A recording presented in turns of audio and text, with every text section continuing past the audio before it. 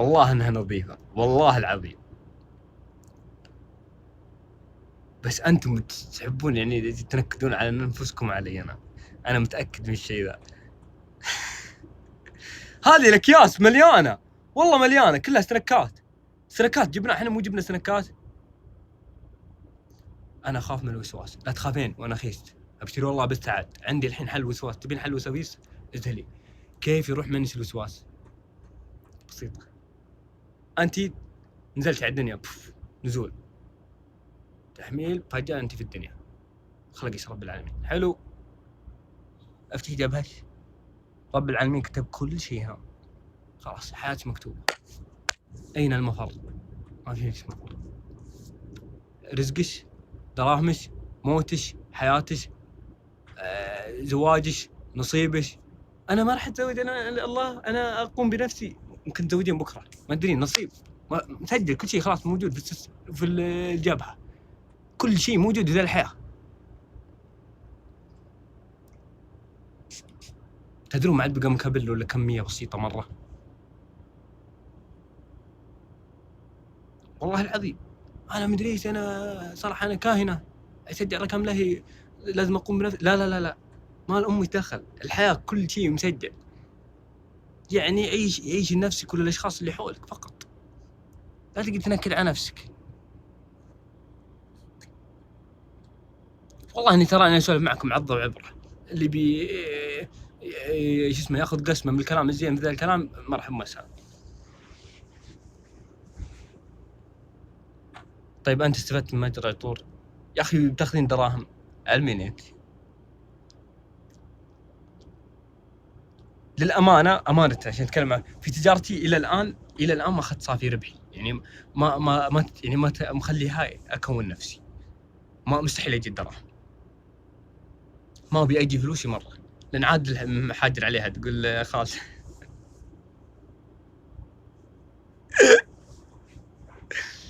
قسم بالله العظيم الفلوس كلها عند عاد مخليها معه هو ابوي.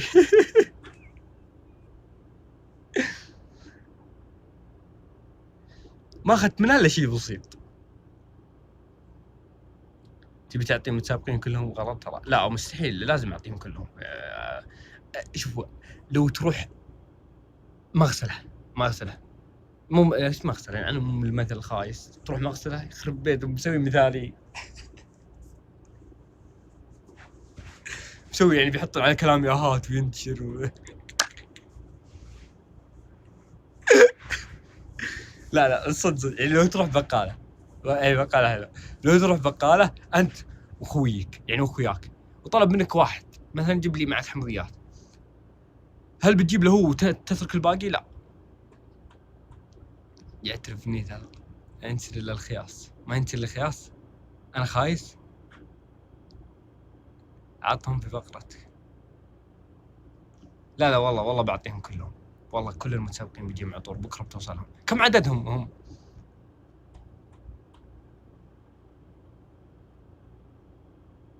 لا والله المتسابقين كلهم يستاهلون. للأمانة في أشخاص أحبهم جدا كثير. 19 طلع واحد اليوم يعني كم 19 واحد استبعد قول 18 صح؟ لا والله كل المتسابقين بيجوا. اليوم بيكون بينشر هات في القرية وبعلق هذه في القناة. يحلفون عاد قد والله ميزانية البراند بينفذ عليهم. أهم شيء ما نتابعهم.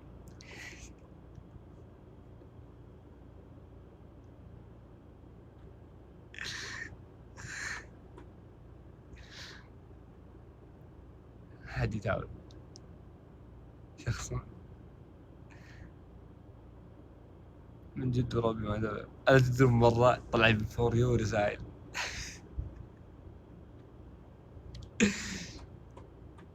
الجمهور أنتوا قاعد تناقشون بينكم عن الفقرة. قال والله صراحة ما نعرف هذه الفقرة احنا ما نجي نتابع ونمشي.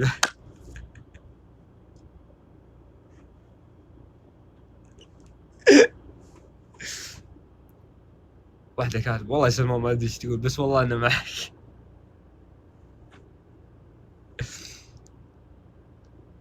اخ العيال صدق.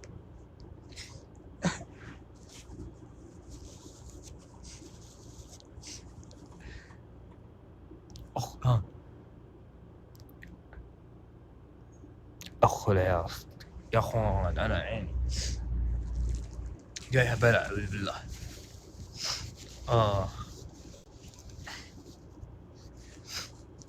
يا اخوان عيني جايها بلا مو طبيعي والله العظيم. اذا ضحكت دمع، اذا ضحكت واذا كليت دمع، واذا زعلت ما ابكي. صاير الايام ذي والله العظيم.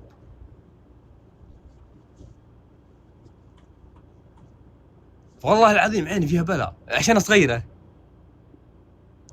شو تسوي لان تكبس على بعض ينزل دموع. والله انا صادق بسام قسم بالله العظيم.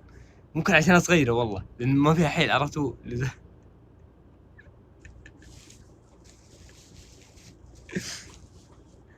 إلا انها صغيره تنعصر عرفتوا وتطلع.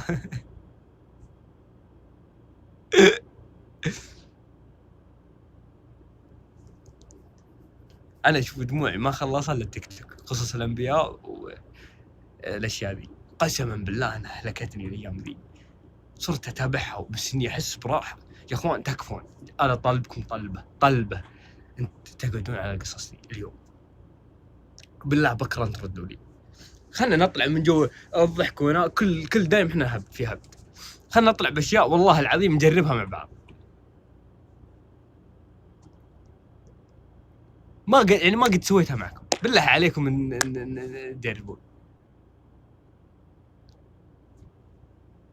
بس المرة بالله عليكم ها اني طالبكم طلبة شخص 1100 بكره بنتناقش فيها في حسابي الخاص.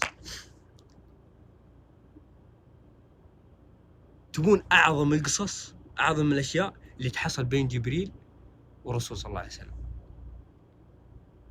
لما يجي الوحي. يقولك مرة الرسول كذا قاعد مع الصحابة وغمض عينه، جاه جبريل وعطاه آية.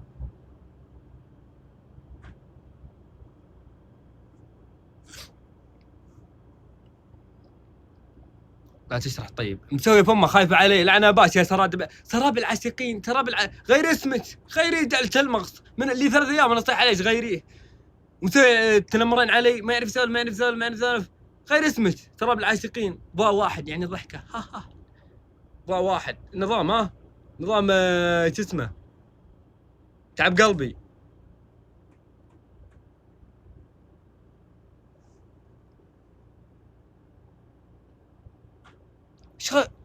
تونس انا فصيحة غيرك حرفت.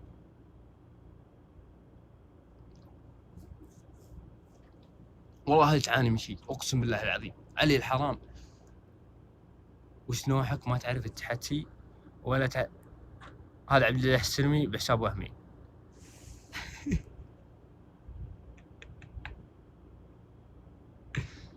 قصة موت الملائكة قشعر البدن قصة آخر شيء يوم القيامة. أنتم متخيلين أن إن شاء الله يعني يقولك رب العالمين رحيم يعني إن شاء الله مهما سويت من ذنوب يعني إن شاء الله بإذن الله ممكن إنك تدخل النار تكفير ذنوب وتطلع. صدق إنك أحمق.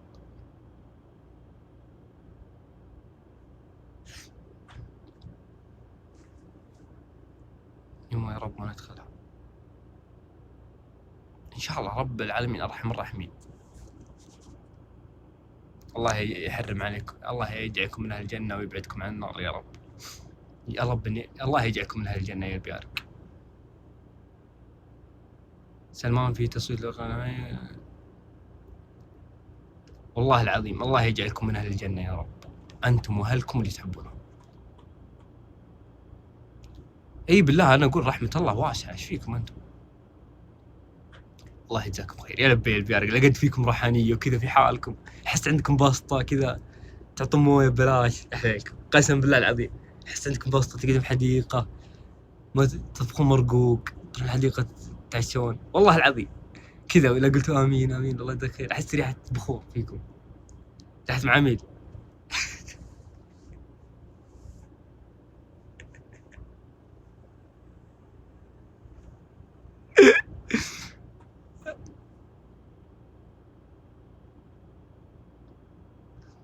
ريحة جاوي بخور الدوسي فعلا. احس البث معطل قسم بالله. الله يجعلني بداك يا شيخ. تدرون وش اكثر البثوث احبها في قلبي؟ لقيتني كذا اسولف معكم بعيد عن الهبد والطقطقه الضحك.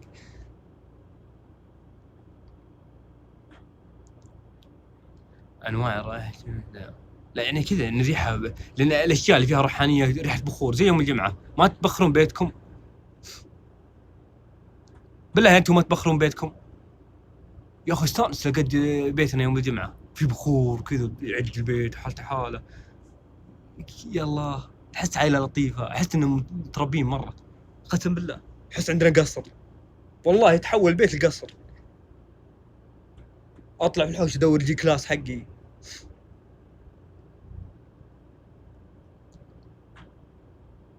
تتوقعون في يوم من الايام من براندات هل ممكن اني اشتري جي كلاس؟ والله اني انا ما استغرب. البراند انا باذن الله في معتقدي في اشيائي اني بوصلها للعالميه. البراند هذا عشان كذا انا وقفت شغلي في براند رمق. الحمد لله اخذت الاسم وكل شيء. سجل تجاري موجود. سجل تجاري موجود يعني كل شيء جاهز. ترتيبات بسيطه. العالميه اكوي 2000 رجال فوق. خلوكم حقي براند واقع. يلا دز امها دزي. انا فوق مع سلمان كذا بطياره خاصه انا وياكم. فاتح بيت طياره خاصه. يخرب بيت ام القوه. عادل لا سلمان بنزين للطياره. حتى يفكر حمار بيفكر بنزين الطياره وحنا معنا مليارات. غبي خايف من الخسائر. عادل وين نروح معنا طياره خاصه؟ او لا بروح برهيده.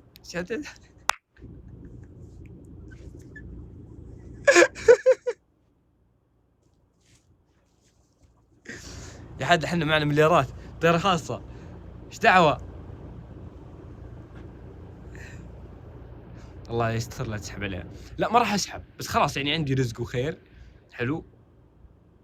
فبضطر اني افتح بث من كل شهر لشهر يعني شهرين اسبوع اسبوعين يعني ما راح افتح بشكل يومي. بزنس فلوس.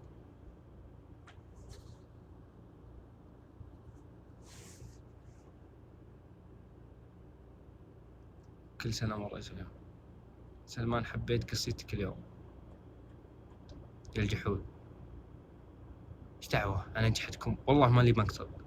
بس خلاص الواحد ترى تغير حياته لقد معه فلوس غير عن لما يكون طفران.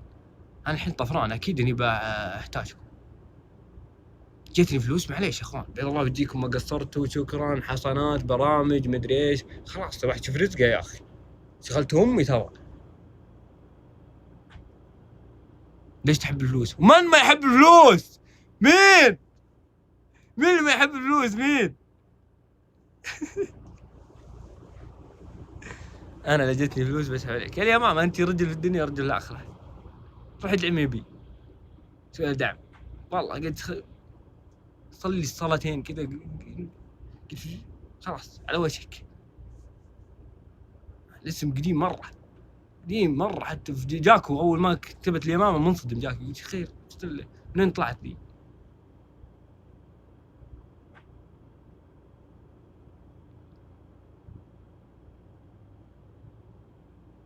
وش دريك عن عمر؟ الاسم ترى الاسم هو ترى الاسم يحدد العمر والله قسم بالله ترى. والله الاسم يحدد العمر. عشان انا ابي تدرون ابي يقول ما لا تسمي ولدك ملاهي. قلت ما على كيبه معليش انا بر والدين هنا سلمان بر والدين بسمي عليك يا اخوتي اذا مو سميت عليك من اسمي عليه كذا حركات. بصدق قلتها جديه يعني وقتها تستاهل الكلام ذا. قال لا يا ولدي عشان ولدك ما يصير معقد. شوف ابي فكر يعني اسمه قديم واضح ملاهي 55 اقل شيء.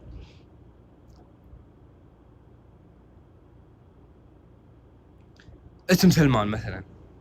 يلا ايش رايكم باسم سلمان؟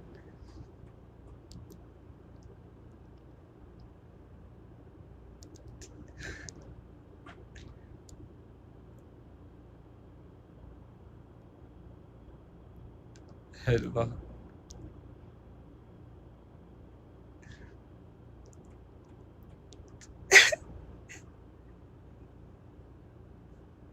كيف اسمي حلو ولا لا؟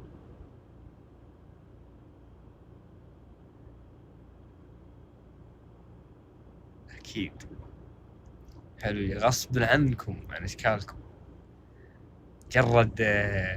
مجرد اشخاص عاديين انتم، انا اللي رفعتكم فوق.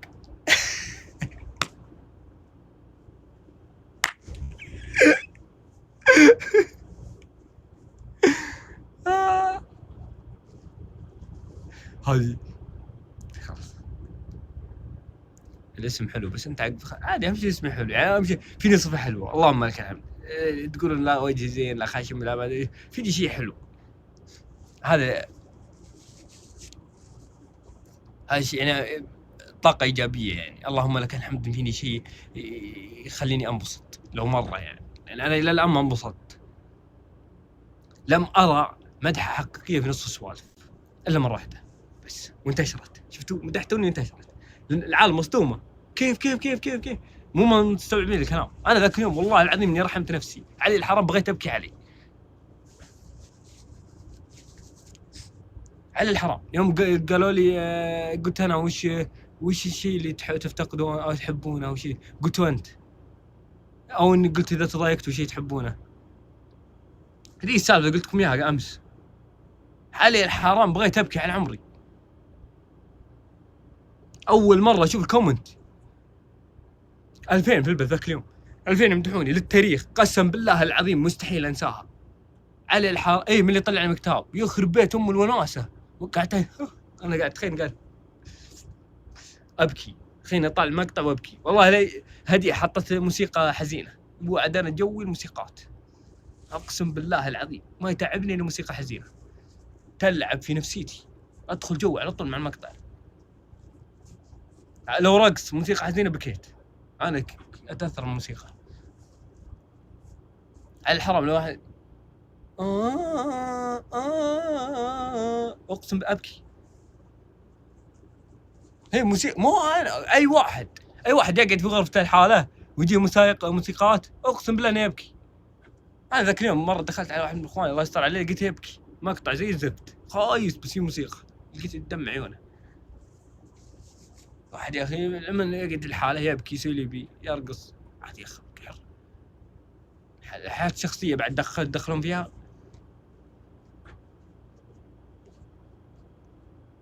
لا الامور كان دخلت عليه لقيت يبكي حط موسيقى خير. رحمته. واحد في السجن مره، واحد في السجن عشان مشاعر ده. واحد كنت مسجون قال ايش اسمه يومني في السجن، قال قلت فيك تبكي؟ قال ابوي ميت. قلت تبغى اسيب؟ قلت انا يعني خلاص سلمت امري، حتى امي ما اضم ابكي. انا قلت لا ابكي.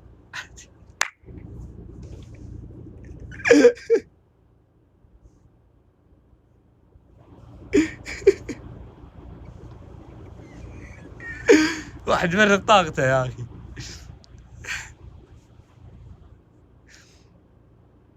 يئست انا يئست. جنبي 2 شيبان اعمارهم 95، كمية بؤس في ذاك اليوم. تخيل شايب جنبك تحس انك تفقد لمع الحياة. ذا من واحد يا حليل.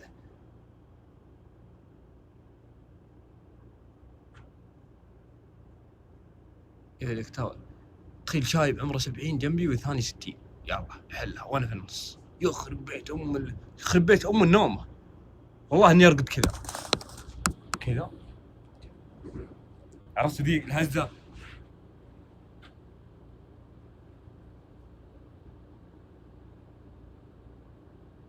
شو زي كذا والله اني ارقد كذا. ايش الله يعينك. تقول عطنا روتينك في السجن، امر تتريال. والله بذكر والله خليني اقول لكم يوم كنت ذا روتيني اشتكي كل شيء يتشكل. والله اني ما دخل انا اقسم بالله العظيم. تحس في كاميرات، تحس في اباضه. والله اني ما سويت شيء، والله اني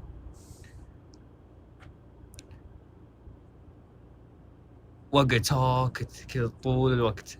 بيض الجو ما في احد يسولف معي. واذا رقدت اقوم ارقد وانا واعي، يعني اذا رقدت ارقد وانا صاحي، ما ارقد وانا نايم. والله العظيم احس باللي حولي.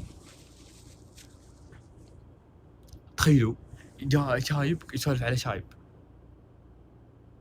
قال ليش تقعد ساكت؟ ليش ما ساكت؟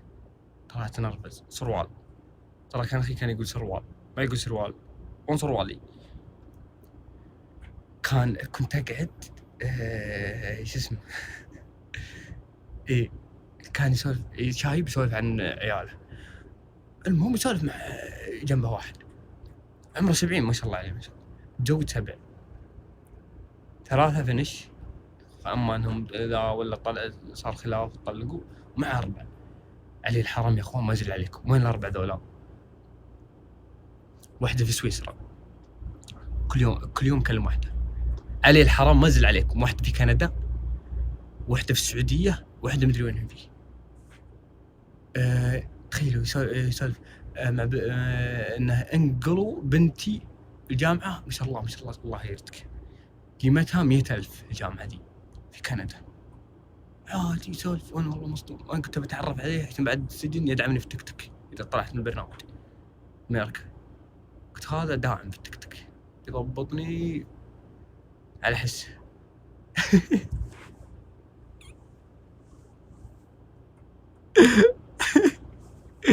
مش تابع معكم، ما ادري. قلت هذا دح والله يا اخوان. مرة وقف شيء، وقف السالفة دي ضحك. أنا كنت خايف خوف، لأن هذه على حد ينزلها يا أخوان، ترى والله نزعل من بعض تكفون. السالفة دي بين مرة من المرات كنت قاعد إذا قلتك الأعداء كثير، اللي بينزلها بيتحاسب، لأني أنا قلت إني ما تنزل. والله أنا أعلم فهد معياني يرفع لهم قضية. المهم كنت قاعد تشفيرات تنزل، كنت قاعد في بيتنا. لا بسم الله مو بيتنا، بسم الله على بيتنا، لا لا أم الكتاب. كنت قاعد عند سالم حزام. المهم لا صدق كنا قاعدين في الغرفة، جانا واحد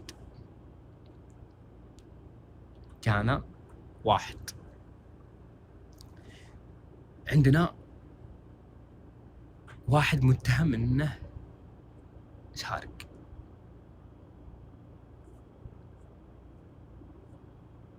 واحد متهم انه سارق، جايبين الشخص اللي شايف انه سارق يتعرف عليه. حلو، جايبينه عشان يتعرف عليه يشوف هو ولا لا. طلعوا 3، قالوا باقي واحد، جيب واحد. جاني ابن الذين الزفت اللي متهم انه سارق، قومني انا من النوم، قوم لي قلت ما بموت، بغيت اموت، قومني زين. قلت انا وش؟ قال ما عليك بس بيتعرف، اذا طلع مو بنا طلعت براءه. قلت طيب. يقومني من النوم وانا استوي صاحب قميص لين هنا، سوسو عرفتوا، تنور قميص لين هنا، تقول وشراب لين هنا، هلهب على الحرام نشرب لين هنا. المهم قال اقسم بالله على ما جاكم انها السالفه ذي صدق ولا بهرت فيها شيء. قال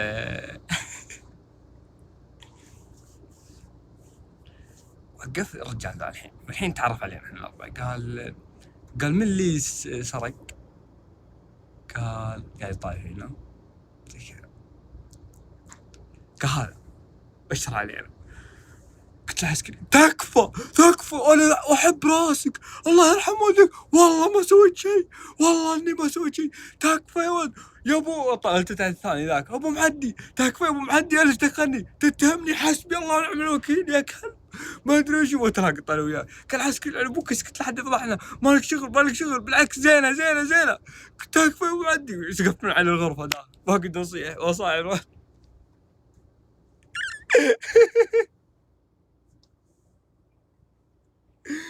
المهم يدخلني الغرفة، يا رجل والله بسوي شيء. دخل علي رجال اللي جابه، قال يا ابني انا ندري مالك دخل ادري، بس الرجال بيتعرف على رفيقكم اللي معكم، طلع مو بهو،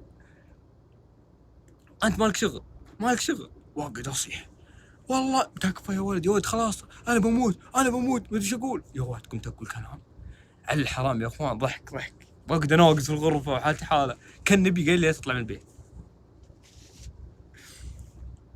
يا اخوان ايام اليوم بسنة على الحرام نفسنا اليوم.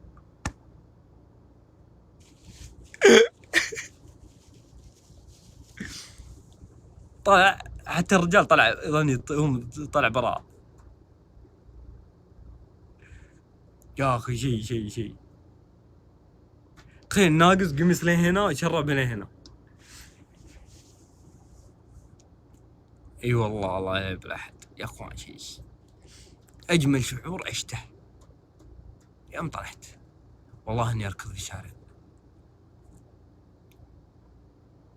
اي والله اكثر احلى شعور يوم دخلت البيت وشفت اهلي، يا الله البيت كله يبكي، يا الله حسيت اني مجرم، والله حسيت مجرم قاعد امشي في البيت كذا كذا داخل البيت زي كذا والله. محمد فرع عرفتوه.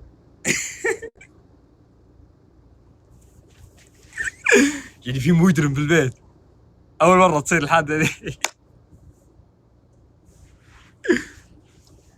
انا اشوف اذا اخذت سكينه المطبخ واشوف في احد بخاف مني بالحاجه ذي.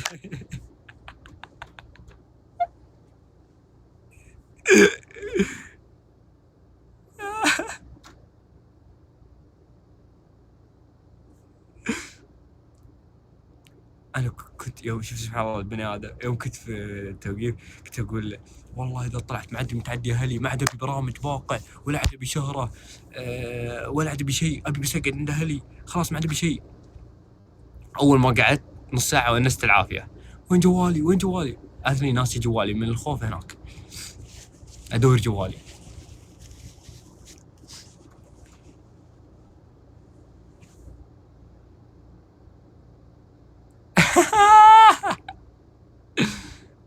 صدق كم جلست يوم؟ 14 يوم. اي والله في واحد الله يجعل يسلمك يا مهره تقول من كتبة الميركل كذا. اي والله بس والله الميركل انه حلو، انه برنامج حلو صدق يعني. غموض راكان وقتها يقهر. اوكي بحلل لكم الغموض حق راكان لان احنا نرسم على المدى البعيد. مثلا غموض راكان حلو، هل من المنطق ان راكان يقول لكم خطأ؟ يتأجج ذا ويصير رأي عام وتكبر القضية؟ خطأ. هل من المنطق انه يقول في ناس حول يعني بيني وبينهم تج يشعلون الدنيا يتهموني يقول سرق الميركة سرق من عندهم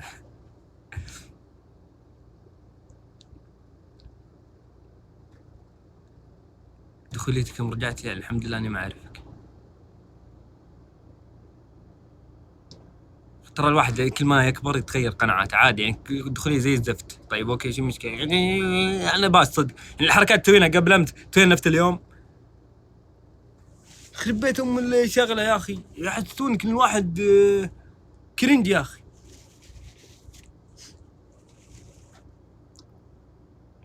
وش كانت تهمتك نسيت؟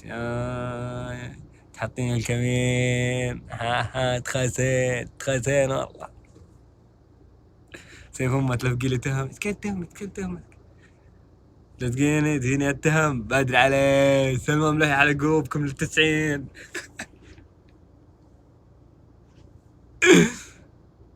يا عيال جيت يا عيال خلاص يا اخي كرنج يا اخي بالله.